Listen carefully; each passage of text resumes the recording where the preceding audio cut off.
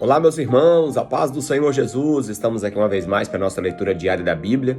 E hoje nós estaremos lendo dois profetas menores. Nós estaremos lendo o livro do profeta Obadias e o livro do profeta Jonas.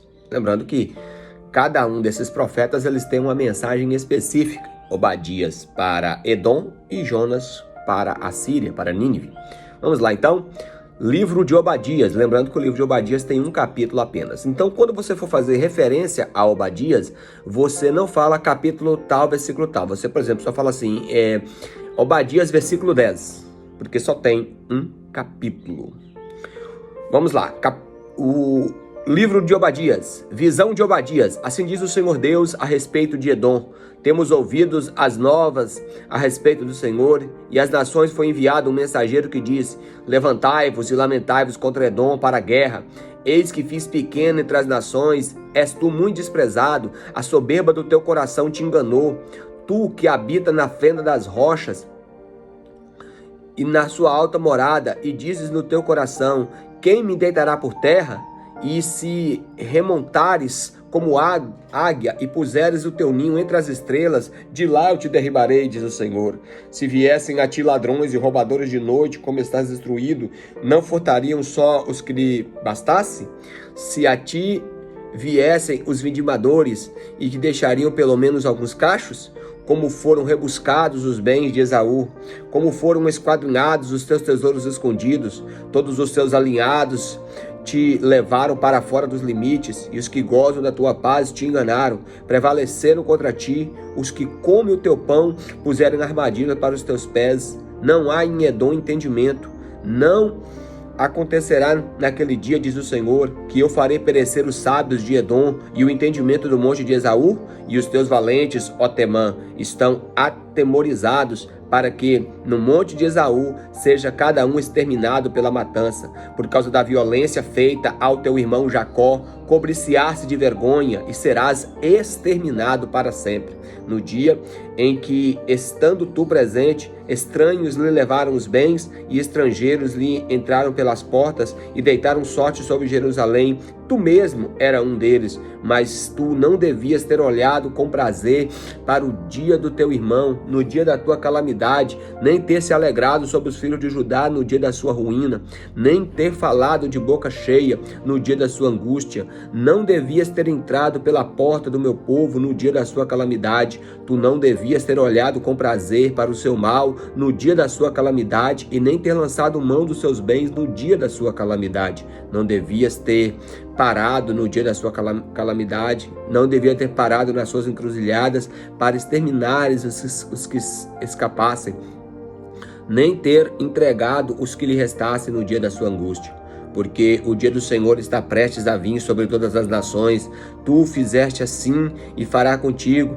O teu malfeito tomará sobre a tua cabeça, porque como bebestes no meu santo monte, assim beberão, e de contínuo todas as nações beberão, sorverão e serão como se nunca tivesse sido. Mas no monte Sião haverá livramento, e o monte será santo, e a casa de Jacó possuirão as suas herdades, e a casa de Jacó será fogo, e a casa de José chama, e a casa de Esaú restolho. Aqueles incendiarão a estes e os consumirão, e ninguém mais restará na casa de Esaú, porque o Senhor o falou, o Senhor assim o falou. E os de Neguebe possuirão o monte de Esaú, e os da planície aos filisteus possuirão também os campos de Efraim e os campos de Samaria, e Benjamim possuirá Gileade, e os cativos dos exércitos dos filhos de Israel possuirão os cananeus até Sarepta, e os cativos de Jerusalém que estão em Sefarade possuirão as cidades do sul. Salvadores hão de subir no monte Sião para julgarem o monte de Esaú, e o reino será do Senhor. Meus irmãos, o ponto-chave aqui é o versículo 10, que diz assim: ó, por causa da violência feita a teu irmão Jacó, se cobrirá de vergonha e será exterminado para sempre. Isso aqui se cumpriu, porque no momento de maior ruína, de maior calamidade e angústia, que foi o tempo da invasão, da destruição, Edom nem sequer teve complacência, nem sequer teve misericórdia, muito pelo contrário, se aproveitou da oportunidade do seu irmão, né? Porque você sabe que Edom era o descendente de Esaú, que era irmão de Jacó. De Jacó originou Israel e Edom originou-se de Esaú. Eles não teve. Ele se alegrou com a ruína. Eles tiraram proveito da calamidade do povo. Então, por causa disso, veio o juízo sobre eles. E Obadias também, aqui no final, ele fala do dia do Senhor. Mais uma vez, aquela questão que nós temos que falar desde lá do livro de Oséias, de Joel, tá? O dia do Senhor histórico, por exemplo, se deu aqui para Edom. Só para vocês terem uma ideia, irmãos, Herodes, lá dos tempos de Jesus, que era o rei da Judéia, ele é considerado o último dos edomitas, tá? Ele foi o último, por isso que fala que serás exterminado para sempre. E aqui também, né, no versículo 18, fala que ninguém mais restará de Esaú, tá? Então ele fala do dia do Senhor histórico, que foi o juízo sobre Edom, e o dia do Senhor escatológico, quando fala aqui que o dia do Senhor está prestes a vir sobre todas as nações da terra. Amém? Vamos lá então agora, meus queridos irmãos, para o livro do profeta Jonas, né? Bem conhecido, né? É isso aí. Vamos lá?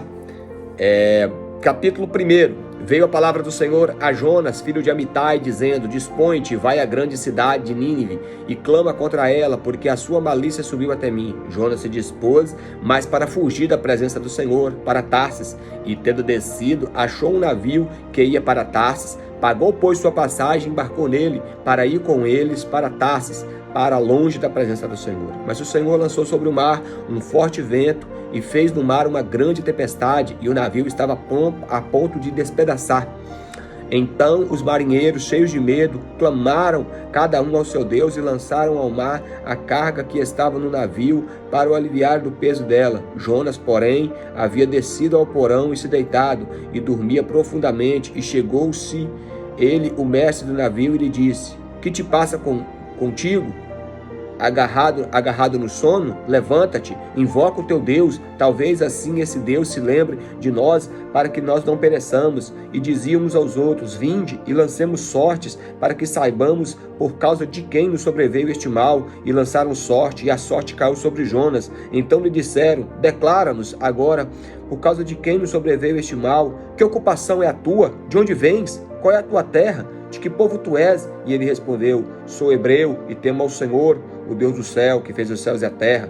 Então os homens ficaram possuídos de grande temor e lhe disseram: Que é isso que fizeste? Pois sabiam os homens que ele fugia da presença do Senhor, porque ele o havia declarado.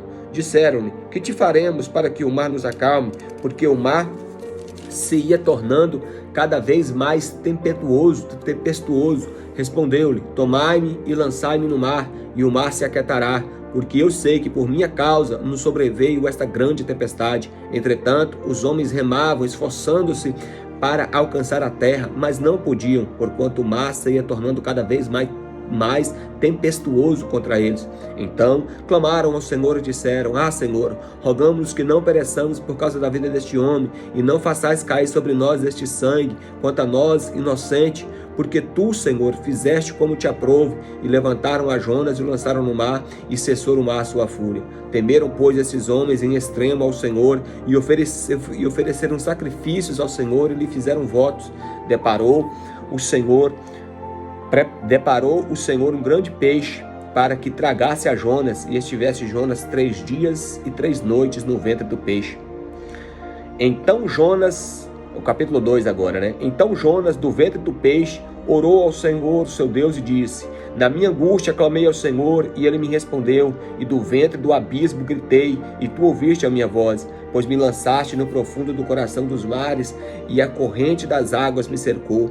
Todas as suas ondas e as suas vagas passaram por cima de mim. Então eu disse: Lançado estou diante dos seus olhos. Tornarei porventura a ver o teu santo templo? As águas me cercaram até a alma, e o abismo me rodeou, e as águas se enrolaram na minha cabeça, e desci até os fundamentos dos montes, e desci até a terra, cujos ferrolhos se correm sobre mim para sempre. Contudo, fizeste subir da sepultura a minha vida, ó Senhor meu Deus. Quando dentro de mim desfalecia a minha alma, eu me lembrei do Senhor, e subiu a ti a minha oração no teu santo templo. Os que se entregam à idolatria vã, abandonam aquele que lhe é misericordioso, mas com voz de agradecimento eu te oferecerei sacrifícios, o que votei e pagarei. Ao Senhor pertence a salvação. Esse versículo é bem usado, né? principalmente ali no Pacto de Lausanne, né? Pacto missionário, ao Senhor pertence a salvação. Falou, pois, o Senhor ao peixe, e este o vomitou Jonas na terra. Capítulo 3. Veio a palavra do Senhor a segunda vez a Jonas, dizendo: Dispõe-te, vai à grande cidade, a Nínive, e proclama contra ela a minha mensagem, porque te digo. Levantou-se, pois, Jonas e foi a Nínive, segundo a palavra do Senhor. Ora, Nínive era uma cidade muito importante diante de Deus, e de 3 dias para percorrê-la. Começou Jonas a percorrer a cidade ao caminho de um dia e pregava e dizia: ainda 40 dias e Nínive será subvertida. Os ninivitas creram em Deus e proclamaram um jejum e vestiram-se de panos de saco, desde o maior até o menor. Chegou esta notícia ao rei de Nínive. Ele levantou-se do seu trono, tirou sobre si as vestes reais, cobriu-se de pano de saco e assentou-se sobre a cinza.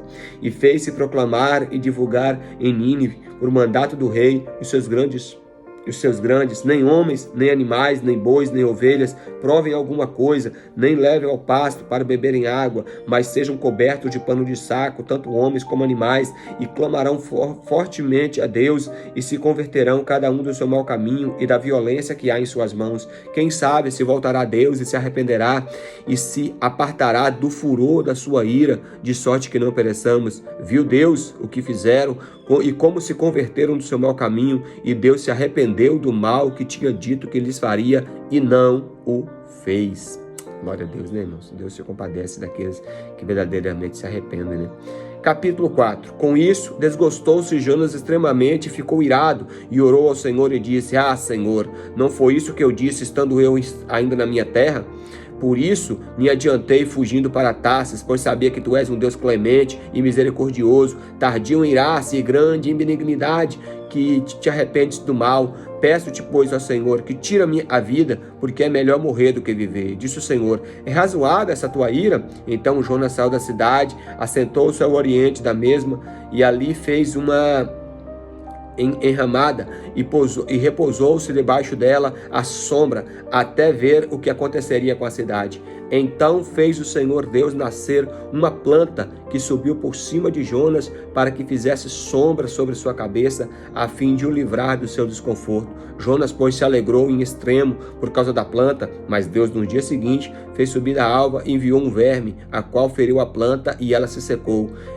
Nascendo o sol, Deus mandou um vento calmoso oriental, e o sol bateu na cabeça de Jonas de maneira que desfalecia, pelo que pediu para si a morte, dizendo: melhor é morrer do que viver. Então perguntou Deus a Jonas: é razoável a tua ira por causa da planta? E ele respondeu: é razoável a minha ira até a morte. Tornou o Senhor: tens compaixão da planta, que te não custou trabalho, o qual não fizeste crescer, que numa noite nasceu e na outra noite pereceu. Não hei de ter compaixão da grande cidade de Nínive, em que há 120.000 pessoas que não sabem discernir entre a mão direita e a mão esquerda, e também muitos animais? Então, irmãos, isso é maravilhoso, né? Jonas, o famoso profeta pródigo. Jonas foi o único profeta da Bíblia que ficou infeliz com o seu sucesso. Irmãos, Jonas pregou uma mensagem dura, uma mensagem que tinha 7 palavras, e mesmo assim houve uma conversão nacional. E mesmo assim, Jonas, nosso profeta pródigo, ele ficou irado, porque ele queria que a cidade fosse destruída. Aí Deus aqui é psicólogo, né? Terapeuta por excelência. Jonas está lá irado, porque ele queria que o povo morresse, mas Deus é misericordioso e salvou o povo. Deus vai lá e prepara, né? O sol estava escaldando, Deus vai lá e prepara uma planta, e Jonas fica alegre, né? Aí Deus vai lá e seca a planta através de um verme. Jonas fica irado, quer morrer. Mas por que você está irado, Jonas? A planta aí, ó, secou. Jonas, você está preocupado com a planta, que você não fez esforço nenhum, nem para nascer, nem para morrer. Não teria eu que ficar mais preocupado com 120.000 ninivitas? Forte, né, irmãos? Então, que nós possamos refletir sobre isso. Deus verdadeiramente, Ele se importa com pessoas, e Ele usa eu e você para alcançar essas pessoas. Obrigado, irmãos, por assistir mais esse vídeo. Que os irmãos continuem aí, né, deixando o seu joinha, para que o YouTube considere o conteúdo como relevante, continue indicando para mais pessoas, que os irmãos também possam se inscrever no canal, caso ainda não sejam inscritos, os irmãos possam compartilhar também esse vídeo para os seus contatos, para os seus grupos familiares e para que mais pessoas ouçam a palavra de Deus. E claro, em primeiro lugar, leiam a palavra de Deus.